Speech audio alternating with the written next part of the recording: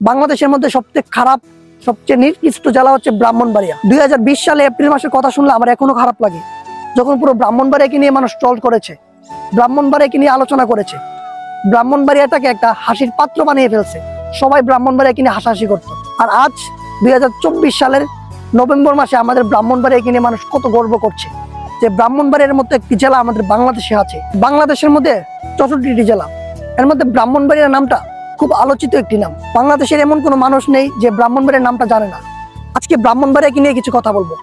যদিও বর্তমানে আমাদের ব্রাহ্মণবাড়িয়াকে নিয়ে অনেকেই গর্ব করতেছে, অনেকেই বড় বড় কথা বলতেছে ব্রাহ্মণবাড়িয়াকে নিয়ে। আর বাংলাদেশের এমন কোনো কন্টেন্ট ক্রিয়েটর নাই যে ব্রাহ্মণবাড়িয়াকে নিয়ে একটি করে ভিডিও বানায়নি। বাংলাদেশের মধ্যে সবচেয়ে খারাপ, সবচেয়ে নিকৃষ্ট জেলা হচ্ছে ব্রাহ্মণবাড়িয়া। অনেকেই এখন বলবেন যে কেন, হ্যাঁ আমি ব্রাহ্মণবাড়িয়ার সন্তান, ব্রাহ্মণবাড়িয়ার সন্তান হয়েও আজ ব্রাহ্মণবাড়িয়াকে নিয়ে এমন কিছু কথা বলতেছি। তার কারণ কি জানেন? কারণ আসলে আমাদের ব্রাহ্মণবাড়িয়া জেলাটা খুব খারাপ। আর এই খারাপ জেলার মানুষগুলো না খারাপ সময় কাজে লাগে। বর্তমানে আমাদের ব্রাহ্মণবাড়িয়াকে নিয়ে প্রত্যেক কন্টেন্ট ক্রিয়েটর ভিডিও বানাচ্ছে, অনেক অনেক ভিউ কামাচ্ছে এবং সোশ্যাল মিডিয়াতে ব্রাহ্মণবাড়িয়াকে নিয়ে অনেক আলোচনা সমালোচনা হচ্ছে। ব্রাহ্মণবাড়িয়া দিয়ে যদি ভারতের মানুষ ঢুকে তাহলে তাদেরকে মেরে ফেলা হবে। হ্যাঁ, যদি দেশ নিয়ে কথা হয় তাহলে ব্রাহ্মণবাড়িয়ার মানুষ কেউ বসে থাকবে না। দেশের জন্য জীবন দিতেও রাজি আছে ব্রাহ্মণবাড়িয়ার মানুষ। 2020 সালের এপ্রিল মাসে আমাদের ব্রাহ্মণবাড়িয়াকে নিয়ে এমন কোনো কন্টেন্ট ক্রিয়েটর নাই যে ট্রল করেনি। একটা সময় ছিল 2020-এর এপ্রিল মাসে আমাদের ব্রাহ্মণবাড়িয়াকে নিয়ে অনেকেই ট্রল করেছিল। সবাই আলোচনা করেছিল আমাদের ব্রাহ্মণবাড়িয়ার মানুষ খুব খারাপ, ব্রাহ্মণবাড়িয়াকে বাংলাদেশ থেকে বের করে দেওয়া হবে, ব্রাহ্মণবাড়িয়ার নাম কেটে ফেলা হবে, আরো অনেক কিছু। হয়তো আপনারা অনেকেই ভুলে গেছেন। 2020-এর এপ্রিল মাসে আমি একটা ভিডিও করেছিলাম, স্ক্রিনে হয়তো দেখতে পারতেছেন। সেই ভিডিওটাতে মোটামুটি ভালোই ভিউ হয়েছিল।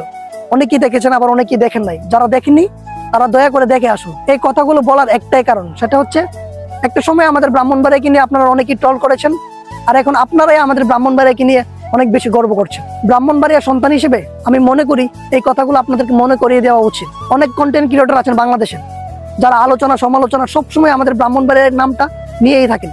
বর্তমানে আমাদের ব্রাহ্মণবাড়িয়াকে নিয়ে সবাই খুব গর্ব করতেছে। নিজের জেলার প্রশংসা শুনতে কার না ভালো লাগে। আমি গর্বিত, কারণ আমি একজন ব্রাহ্মণবাড়িয়ার সন্তান। আরেকটা কথা মনে রাখবেন, খারাপ মানুষ সবসময় খারাপ সময় কাজে লাগে। আজ পুরো বাংলাদেশ বিপদে, কিন্তু ব্রাহ্মণবাড়িয়াকে নিয়ে সবাই আলোচনা সমালোচনা করতেছে। ব্রাহ্মণবাড়িয়ার মানুষ সবার আগে থাকবে।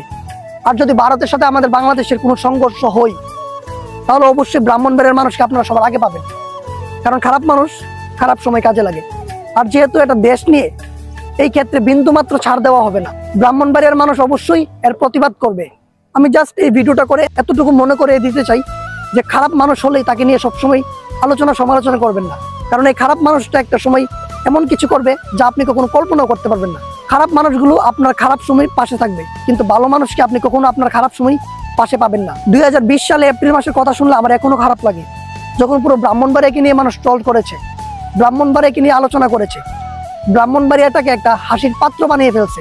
সবাই ব্রাহ্মণবাড়িয়াকে নিয়ে হাসাহাসি করতো। আর আজ 2024 সালের নভেম্বর মাসে আমাদের ব্রাহ্মণবাড়িয়াকে নিয়ে মানুষ কত গর্ব করছে যে ব্রাহ্মণবাড়িয়ার মতো একটি জেলা আমাদের বাংলাদেশে আছে। আর তখন আপনারা কত ট্রল করেছিলেন। যাই হোক, আমি ব্রাহ্মণবাড়িয়ার সন্তান, আপনাদেরকে আমি এই কথাগুলো একটু মনে করিয়ে দিলাম। কেউ বাজেভাবে নিবেন না। আর কার কার 2020 সালের কথা মনে আছে অবশ্যই কমেন্ট করে জানাবেন। আর এই ছিল মূলত আজকের ভিডিও, কেউ অন্যভাবে নিবেন না। আমি জাস্ট আমার মনের কথাগুলো প্রকাশ করার চেষ্টা করেছি। 2020 সালের কথা এখনো মাঝে মধ্যে আমার মনে হয়, যখন ব্রাহ্মণবাড়িয়াকে নিয়ে সবাই ট্রল করেছে। এই ভিডিওটা কেউ অন্যভাবে নিবেন না। আমি জাস্ট আমার মনের কথাগুলো শেয়ার করলাম। তো কেমন হয়েছে আজকের ভিডিওটা অবশ্যই কমেন্ট করে জানাতে বলবেন না। দেখা হচ্ছে আপনাদের সাথে নতুন কোনো ব্লগে। ততদিনের জন্য ভালো থাকবেন। আসসালামু আলাইকুম।